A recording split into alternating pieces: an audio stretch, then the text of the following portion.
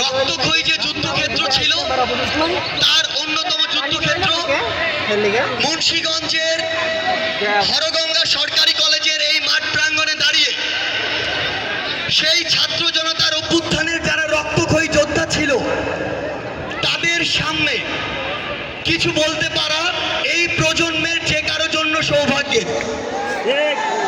আমরা আজকে এখানে কোনো রাজনৈতিক বক্তব্য দিতে আসিনি, তো অল্প কিছু সময়ের জন্য আমি সবার মনোযোগ চাই।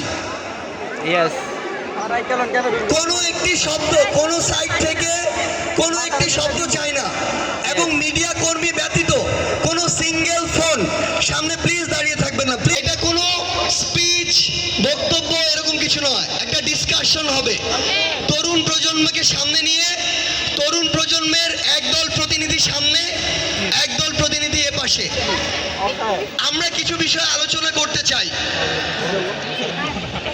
জুলাই মাসে যখন ঢাকা বিশ্ববিদ্যালয়ে ফ্যাসিস্ট সরকার বাধ্যতামূলকভাবে আমাদের হলগুলোকে বন্ধ করে, যখন ওই ফ্যাসিস্টের দোসর আওয়ামী লীগ, ছাত্রলীগ, যুবলীগ সহ লীগ নামওয়ালা অনেকের সম্মিলিত প্রচেষ্টায় আমার ক্যাম্পাসে আমার ভাই বোনদেরকে নির্বিচারে অত্যাচার করা হয়, আমার বোনদের গায়ে হাত তোলা হয়, এবং যখন আমার ক্যাম্পাসটি ছাড়তে আমাকে বাধ্য করা হয়, তখন মাথা নিচু করে ক্যাম্পাস ছাড়ার সময় একটি জিনিস অনেকের মাথায় ঘুরপাক খাচ্ছিল, এই যে আমাদের কোটা সংস্কার আন্দোলন এটিকে এখানে শেষ হয়ে যাচ্ছে কিনা।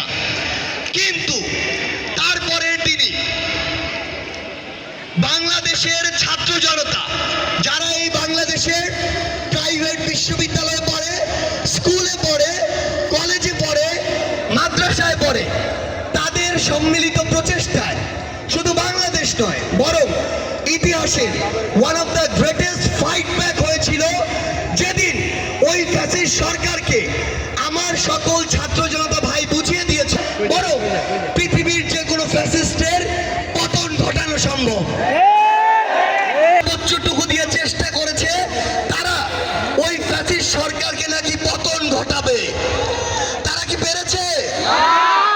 বিগত 16 বছর ধরে বাংলাদেশে বিভিন্ন রাজনৈতিক দল বিভিন্ন ঈদের পরে, পূজার পরে, যেটি তার ইথিক্সের সাথে, তার ওই যে বাহিনী তার সাথে যায় না, কিন্তু এটিও তো সত্য যে তাদের অধিকাংশকে বাধ্য করেছে ওই ফ্যাসিস্ট হাসিনা এই প্রত্যেকটি কাজ করার জন্য।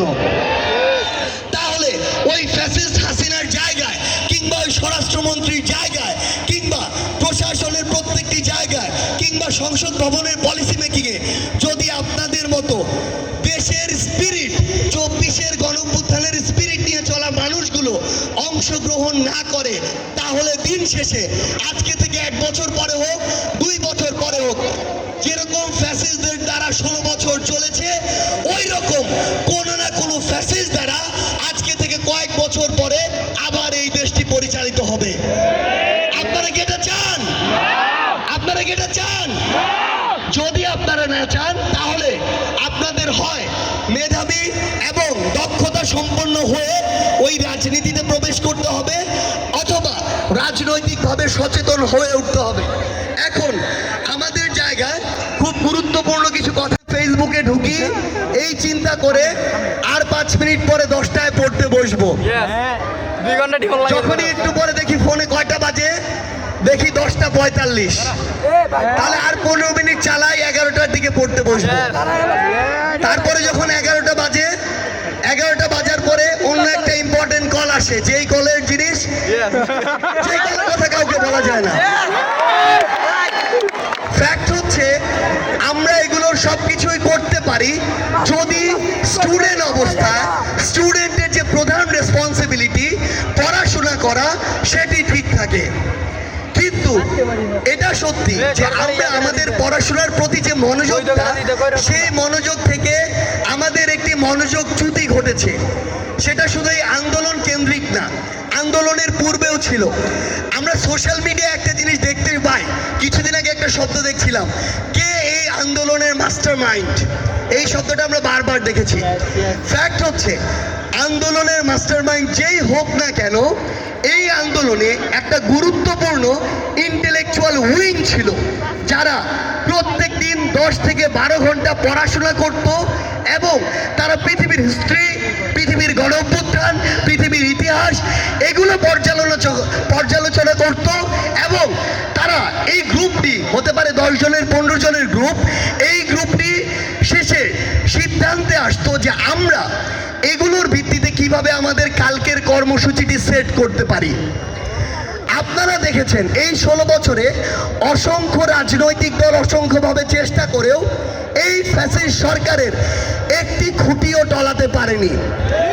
কিন্তু এই ছাত্র জনতা যখন রাজপথে, তাদের উদ্দেশ্য থাকে আবার কোনো ফ্যাসিস্ট সরকার কায়েম করার, তারাও চাইবে আপনার স্মৃতি থেকে এই ফ্যাসিজমগুলো মুছে দেওয়ার জন্য, কিংবা একটি বই লেখনের মাধ্যমে হলো আপনি চোখে যা দেখেছেন, আপনার সামনে যা ঘটেছে, আপনার পরিবারের সাথে যা হয়েছে, তার প্রত্যেকটিকে লিপিবদ্ধ করা। এটি কতটা গুরুত্বপূর্ণ সময়ের সাথে সাথে এই বিষয়টি আমরা বুঝতে পারবো। দ্বিতীয়ত যে বিষয়টি আমরা আগেই বলেছি, আমি আমার জায়গা থেকে স্পষ্ট করে বলি, এটি কোনো রাজনৈতিক বক্তব্য নয়, বরং তরুণ প্রজন্মের সাথে, যেই তরুণ প্রজন্ম এই আন্দোলনের সামনে থেকে ছিল, তাদের একটি মতবিনিময় সভা। প্রথমে একটি কথা বলে দেই, আমার সামনে যে তরুণ প্রজন্ম রয়েছে, না হয় ইঞ্জিনিয়ার হতে হবে, না হয় তাদের মন মতো যেই জিনিসগুলো সমাজে তথাকথিত মর্যাদা আছে শুধুমাত্র সেগুলো হতে